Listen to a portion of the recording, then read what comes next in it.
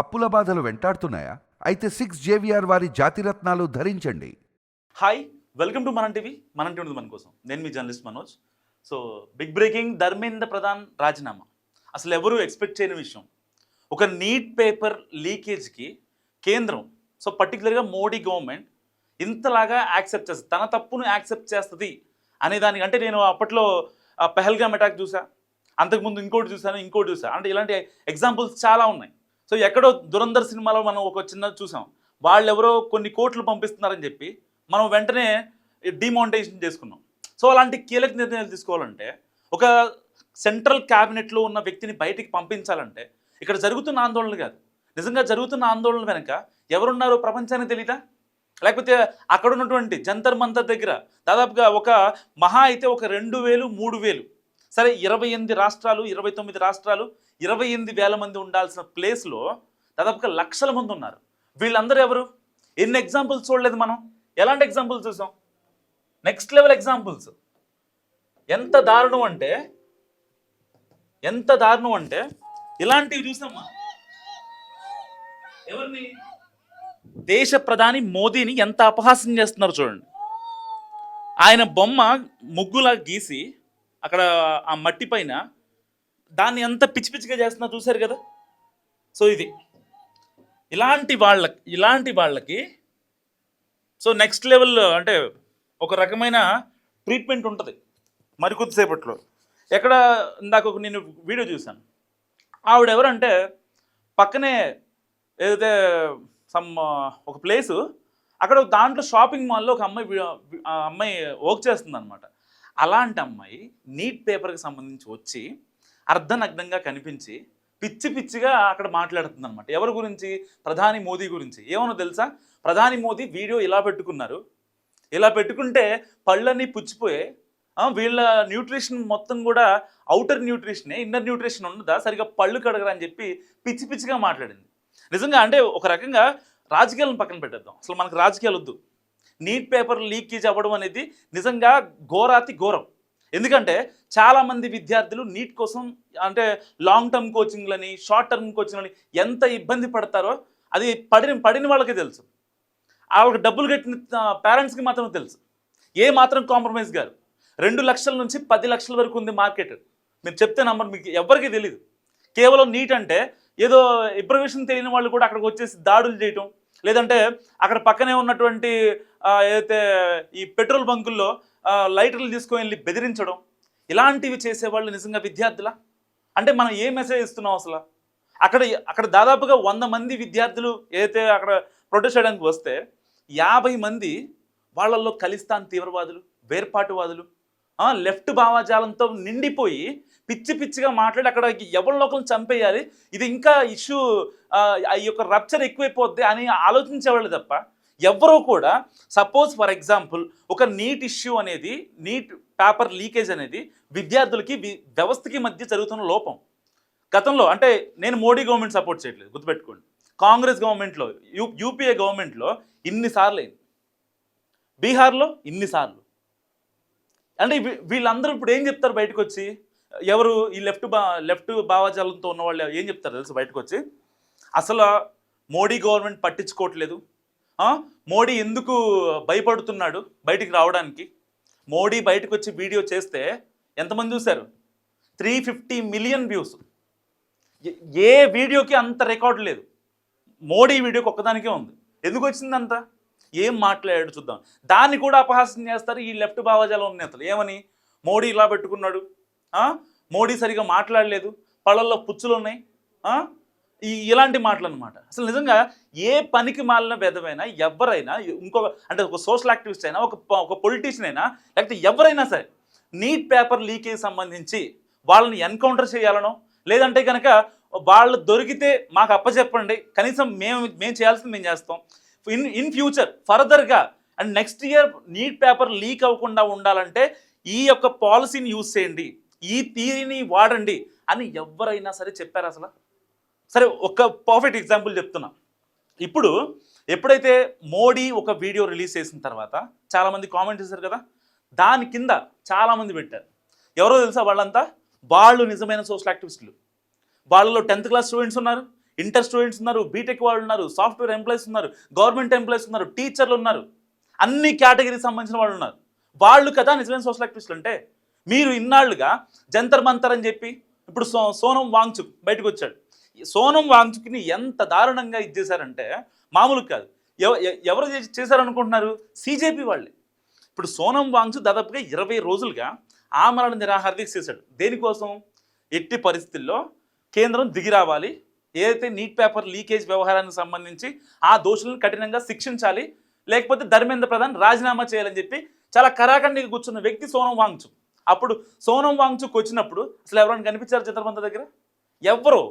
ఇక్కడ తెలంగాణలో బట్టలు చింపేసుకుంటూ ఉంటారు, ఆంధ్రప్రదేశ్లో బట్టలు చింపేసుకుంటూ ఉంటారు, మహారాష్ట్ర, మధ్యప్రదేశ్, పంజాబ్, సిక్కిం, అరుణాచల్ ప్రదేశ్, ఇంకా 7 సిస్టర్స్ కావచ్చు, ఈవెన్ నేపాల్ కావచ్చు, ఆస్ట్రేలియా కావచ్చు, ఇటు US కావచ్చు, ఎక్కడ పడితే అక్కడ మొత్తం ప్రొటెస్టులు చేస్తున్నారు. సో ఆ ప్రొటెస్టులు శాంతియుతంగా ఉండాలి. ప్రజాస్వామ్యంలో మన రాజ్యాంగం ప్రకారం ఎవరైనా సరే, నాకు ఒక విధానం నచ్చలేదు, సో అది చాలామందికి నచ్చలేదు, నేను వాళ్ళతో మాట్లాడి నాకు ఆ ప్రొటెస్ట్, ఆ ధర్నా అనేది ఏదైతే ఉందో శాంతియుతంగా చేసే హక్కు నాకు ఉంటుంది. అంతేగాని మహిళల భావజాలతో, లేకపోతే సెన్సిటివ్ ఇష్యూస్లు, మతాలు, కులాలు, లెఫ్ట్ భావజాలు, లేకపోతే రాముడు సీతను రోడ్డు మీద వదిలేశాడు, ఇలాంటి పిచ్చి మాటలు మాట్లాడడం కాదు కదా ఉంది. సో ఇప్పుడు ఎవరైతే యాక్టర్స్ లైక్ ప్రకాష్ రాజ్ కావచ్చు, ఈ యాంకర్ అనసూయ భరద్వాజ్ కావచ్చు, ఇలాంటి వాళ్ళు మాట్లాడతారు. మళ్ళీ బయటకు వచ్చి చాలామంది మాట్లాడతారు, ఎవరు కూడా ప్రొటెస్టులు చేయరని చెప్పి మాట్లాడతారు. ఎవరు చేయట్లేదు ప్రొటెస్టులు. అసలు నిజమైన ప్రొటెస్ట్ ఎవరైతే విద్యార్థులు చేస్తున్నారో వాళ్ళని పోలీస్ వాళ్ళు ఇప్పటిదాకా ఏమనలేదు. అంటిల్ అన్లెస్ వాళ్ళు కనుక బేసిక్ నుంచి ఎక్స్ట్రీమ్కి వెళ్ళారనుకోండి, ఒకవేళ అప్పుడు వచ్చి మాట్లాడారు తప్ప ఎవరన్నా అసలు ఎంటైర్ ఈ 25 డేస్ నుంచి జరుగుతున్న నీట్ వ్యవహారంలో ఏ ఒక్కళ్ళనైనా, ఏ పిల్లాడినైనా నిజంగా నీట్ విద్యార్థిని పోలీసులు కొట్టిన దాఖలాలు ఉంటే మస్ట్గా కామెంట్ చేయండి, కింద విత్ విజువల్ చేయండి, నేను మళ్ళీ వీడియో చేస్తాను దానికి. సో ఇలాంటి నేపథ్యం ఉంది. అంటే అక్కడికి వచ్చి ఎవరో లెఫ్ట్ భావజాలు ఉన్నవాళ్ళు కావాలని గొడవ క్రియేట్ చేయడం కోసమో, లేదంటే CJP సపోర్టర్సో, లేకపోతే ఆమ్ ఆద్మీ పార్టీ సపోర్టర్సో కావాలని గొడవ చేయటం, ఇలాంటి వాళ్ళు వచ్చి చేస్తే ఆపొద్దా? ఫర్ ఎగ్జాంపుల్ ఒక గొడవ అవుతూ ఉంటుంది ఢిల్లీ లాంటి సెన్సిటివ్ ఏరియాలో. మన హైదరాబాద్లో పాత బస్తీ ఎలాగో మన ఇండియా మొత్తానికి ఢిల్లీ అలాగా అంత సెన్సిటివ్గా ఉంటుంది ఢిల్లీ. అలాంటి ఏరియాస్లో అక్కడ ఈవెన్ 144 సెక్షన్ పెట్టలేదు, సంతోషించాలి వీళ్ళు. ఎప్పుడు కూడా పెట్టలేదు తెలుసా?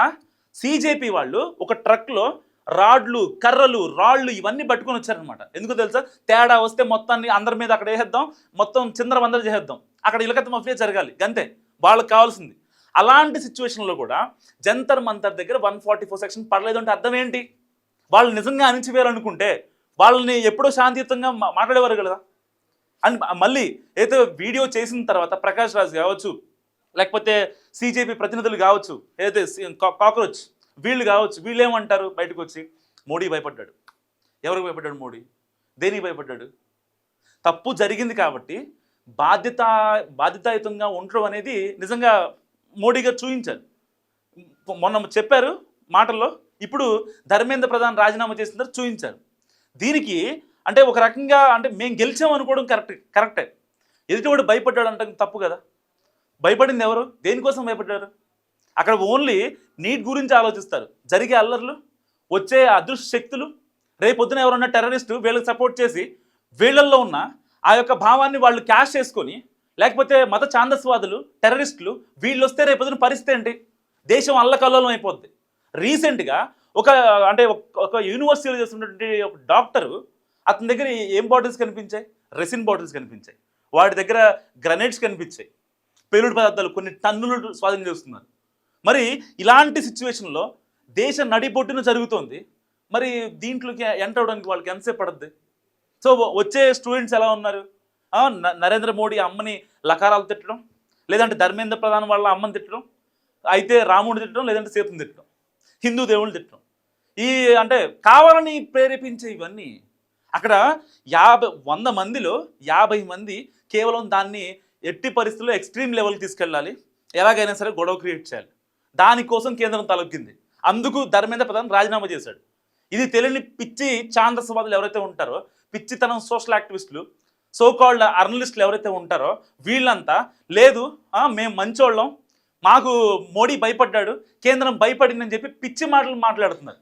అసలు నిజంగా వీళ్ళకి అసలు అంటే తాటికాయ తలకాయలు యాపకాయ ఎంత బ్రెయిన్ ఉందో లేదో నాకు తెలియదు, కానీ వీళ్ళు మాట్లాడే మాటలు వింటుంటే నవ్వు వచ్చేసింది. ఇప్పుడు పోలీసుల పరంగా మనం మాట్లాడుకుందాం. అండ్ ఫైనల్గా పోలీసుల పరంగా మాట్లాడుకుందాం. అసలు ఏంటి, ఇప్పుడు ఫర్ ఎగ్జాంపుల్ ఒక ఇద్దరు అమాయకులు బలవుతుంటే ఒక నిందితుడిని వాళ్ళు వదిలేస్తారు.